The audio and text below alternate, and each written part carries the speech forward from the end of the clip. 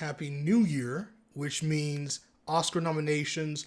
Let's talk about it. This is the Geek Out Room podcast. You can listen to episodes and watch them over our YouTube channel, Sauceless Entertainment, or you can listen to them only on Spotify and Apple Podcasts. Just type in Geek Out Room podcast and you'll find us. Let's talk about this because people are upset and happy like every other year. But this year in particular, there are a couple of things that I was told people have a problem with because my cousin really follows a lot of the stuff online every time the Oscar nominations break. And he sends me some tweets or some posts or some clips about people discussing stuff. And I was like, wow, people really didn't like F1 as much as I did. That's what I gathered from all this. F1 snuck into the Best Picture category this year. And I take big issue with people thinking it just snuck in. I think this was a phenomenal film that was must see in IMAX. There's not many movies where I'm like, hey, you must see this in IMAX or you must see this in 70 millimeter at like your little art, like at the AFI theater or whatever theater has a 7 millimeter screen or projector and stuff. And this is one of those films where I'm like, yo, you need to see this on the biggest screen possible with the biggest bucket of popcorn possible and your drink of choice. This is a great film.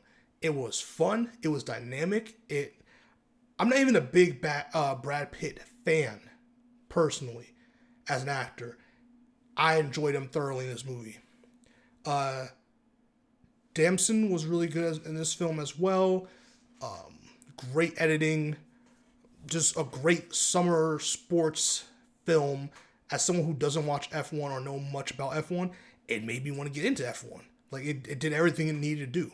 You know, I mean, I just thought it was a really fun film. Predictable. Had a lot of cliches from sports movies / stories. It was still really good, and it was triumphant despite all that. And I think that's what makes it super cool. And obviously, last year, it's no big secret. I personally did not enjoy the film Anora. I was completely surprised by its success at the Oscars last year. So, in my opinion, this is all subjective, is that F1 shouldn't be as criticized for being in Best Picture when Anora won last year. I'm just not a big Anora fan. I'm sorry. I felt like there were way better options. And Nora was just not one of them for me for that last Oscar. And F1's not going to win. We all know F1's not going to win. We know it's not even going to be close. It might not even be the top 4. Well, not even probably. It's definitely not even the top 4 best films on there, but it deserves to be nominated. I think it's a film that did really good overseas, had so much success that it made Apple want to make these big moves and collaborations with F1, and we're going to see Apple make some big acquisitions and really change over the next couple of years based solely off the success of this movie. So this movie is not something just to sniffle at. I don't know where all this F1 hate came from. Whatever movie was going to replace this nomination, it was not going to win. It was probably going to be forgettable. F1 is not forgettable. And I think it'll bring attention to more people watching it who didn't want to watch it in theaters. And I think it was going to do even more numbers at home. And I think that's great for F1. Another thing that I was surprised about is the amount of, well, actually, 2 things I'm surprised about, really. The amount of no love for The Smashing Machine, starring Dwayne Johnson, Emily Blunt, and Eddington, starring Joaquin Phoenix. I those 2 films I really enjoyed this year. They're actually in my top 10 favorite films of last year, and to see it getting little to no love is really unfortunate. I felt like I knew Eddington was doomed in terms of award recognition because of the time it came out. It came out in the summer between, I think, Superman and Fantastic Four And Pedro Pascal was on a huge run with, I think it was called The Mentalist or the Materialist or something. Fantastic Four, Eddington, and I think one other film or something like that. So there was a lot going against Eddington, and it was not received very well, and a lot of people just didn't watch it. And I get it, but I honestly, and this is coming from Oscar-winning actor Joaquin Phoenix, who had amazing roles prior to Eddington. I honestly believe Eddington was one of his best acting performances in his entire career. People can walk me to the plank for this take. I don't care. I think it was one of his best performances. Is this film a mess? Yes. Is it chaotic as hell? Yes. And usually I would not like a film that's this over the place and disjointed. But man, this film just had me hooked. It felt like every phase felt like a different film. And usually that's a disaster. And maybe that's why a lot of people didn't like it, or the pretentious people really don't like it, and all that other stuff. It's not well received. I get it. But man, if you haven't seen Eddington, is a film about the chaos that was 2020. And yeah, could there have been a different take to really approach and really dissect how COVID, the peak of the pandemic was for a small town like that? Sure. But this film, it was literally, and when I say it was three different films in one, it really was. You had like a COVID 2020 period piece film, if that makes sense. And then it's been a while since I watched it. I watched this movie twice. It was just three different films, dude.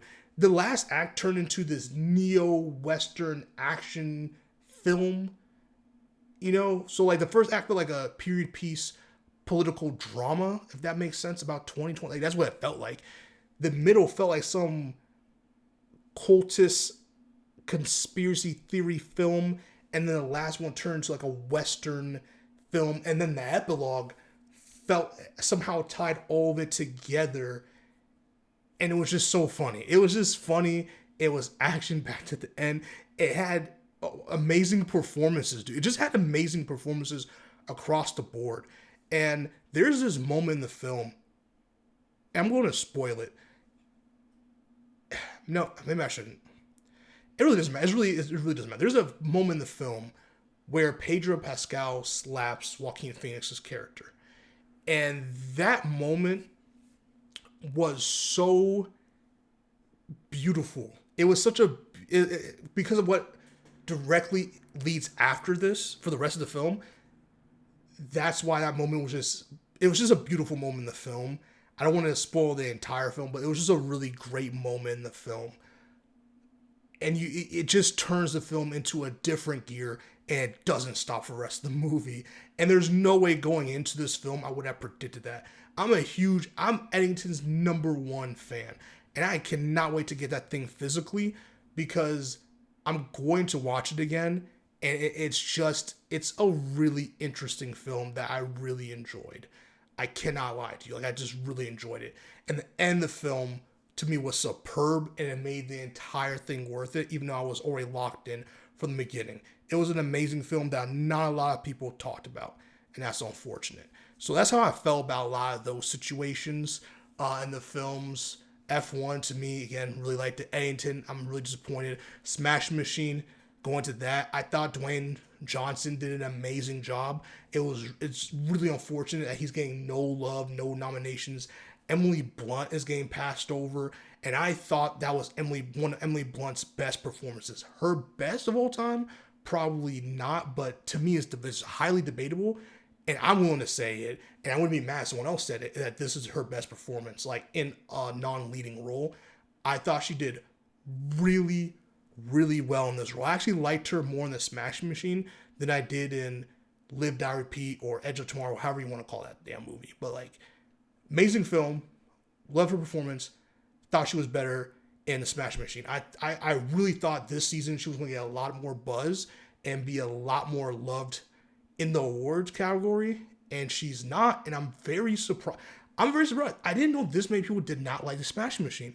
I'm not online, so I am online, but I'm not online like that to see, and I don't really seek out everyone's opinions on films and stuff. So like, I only know about stuff like this when award season comes out, and I'm like, oh, this didn't get nominated, or this person got not nominated. Like, oh, I wonder what the reception was. And sometimes I'll go check, or have my cousin go check it. He's more tapped in. And I'm like, oh, okay, that's what people think. And then I make this episode that I make here. And I'm just like, yo, I just really liked a lot of those films. And it really sucks. Marty Supreme, loved the movie, saw it in 70 millimeter, loved it even more. Loved it on the second showing, which was the 70 millimeter showing in the AFI theater. And yeah, I thought it was an amazing film. Sinners is really the next part of the story. Sinners getting, was it 16 nominations? Great. I know it has other categories. Like, I want to do as much wins as possible. I need to see Ryan Coogler on stage, and I need to see Michael B. Jordan on stage. I'm forgetting her name. I'm so sorry. The woman that played Smoke's girl, and I'm so sorry for forgetting her name. But she's been nominated. Win for Delroy Lindo. I need him up there, and this is gonna be a hot take. I thought he was way better and way more impactful in Da 5 Bloods than this film. I think this film is going to be, don't get me wrong, he's amazing in Sinners. But his impact in Da 5 Bloods, to me, carried that movie. And his performance was so overshadowed for no reason by voters that it was a damn shame. And I hope he wins this Oscar because he deserves it for this movie, but I think it's a great makeup for that film, because Da 5 Bloods was an amazing film, actually, by Spike Lee that got no love and no marketing. Had amazing performances from everyone in that film, including Chadwick Boseman. But Delroy Lindo really had a masterpiece in that film, acting-wise. If you haven't seen Da 5 Blood, go on Netflix and please watch it. It is an amazing film, and Delroy Lindo should have won an Oscar for that performance. And I don't want to call this Oscar a makeup Oscar, but it would make me happy to see him on stage accepting this, and it would alleviate the hole in my heart from him getting no love for Da 5 Bloods. Michael B. Jordan did amazing as the twins. I think he's getting no love and overshadowed.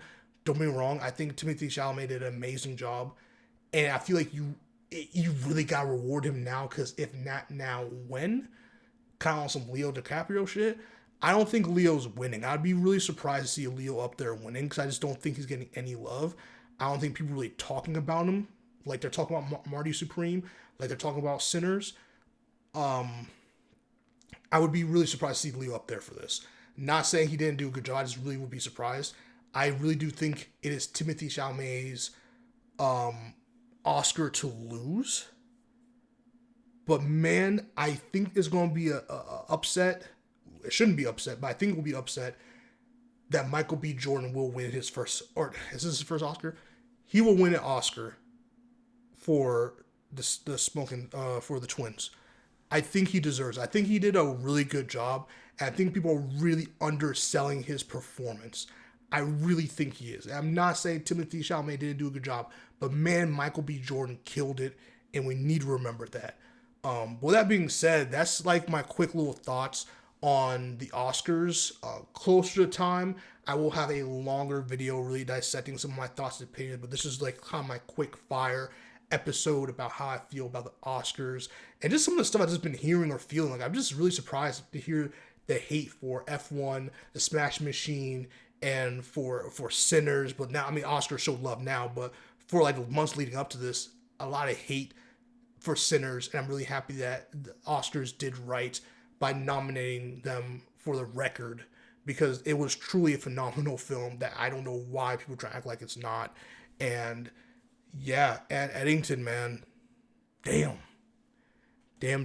Like, comment, subscribe, and share. Let me know your thoughts about who you want winning in some of these categories. Who are you thinking? Who are you sad not to see? Who are you mad to see? Who would you replace? All those different things. Let your hot issues be known. See you in the next one. Keep geeking out. Peace.